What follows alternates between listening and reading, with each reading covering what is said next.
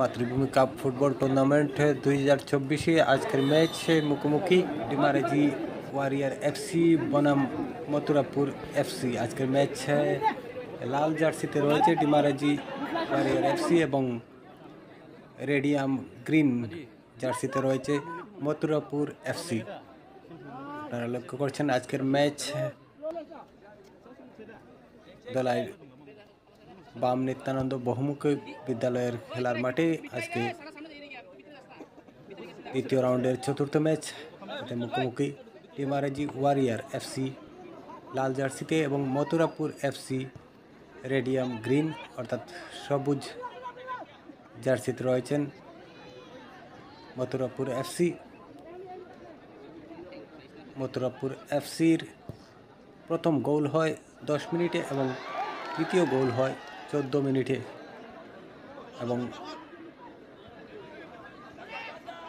27 মিনিটে জাস্টিং করেন তৃতীয় গোল এবং রাহুল করেন জোড়া গোল এবং জাস্টিং 48 মিনিটে আরেকটি গোল করতে সক্ষম হন এবং রাহুল ও জাস্টিং জোড়া গোল করেন এই ম্যাচে।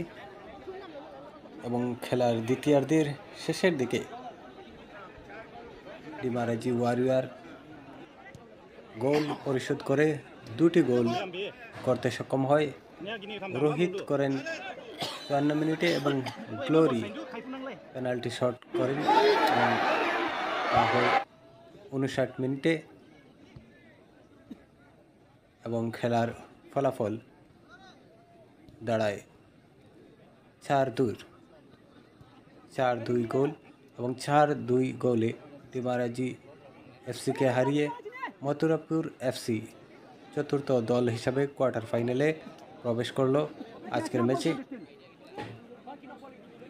আমরা কিছু হাইলাইট আপনাদের সামনে তুলে ধরার চেষ্টা করছি। আজকের ম্যাচে চাপা উত্তেজনা ছিল, মাঠে অসংখ্য দর্শক আপনারা লক্ষ্য করছেন, মাঠে অসংখ্য দর্শকের সমাগম ঘটে।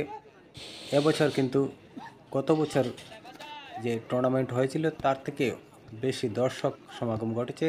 মাতৃভূমি কাপ ফুটবল টুর্নামেন্ট 2024 এবং আজকে তার দ্বিতীয় রাউন্ডের চতুর্থ ম্যাচ এবং চতুর্থ ম্যাচে ডিমারেজি ওয়ারিয়ার লাল জার্সিতে এবং মথুরাপুর এফসি রেডিয়াম গ্রিন জার্সিতে।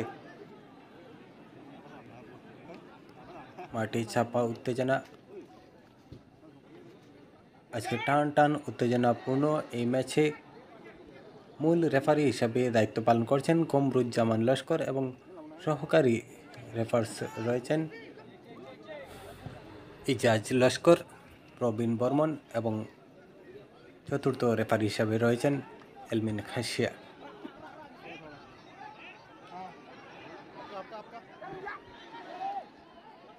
আজকের ম্যাচে বিজয়ী দলের সয়াকে ম্যান অফ দ্য ম্যাচ ঘোষণা করা হয় এবং man of the match trophy তুলে দেন আজকের অর্থাৎ শুক্রবারের আমন্ত্রিত অতিথি ধলাইগাঁও পঞ্চায়েতের প্রাক্তন সভাপতি শঙ্কর ভট্টাচার্য।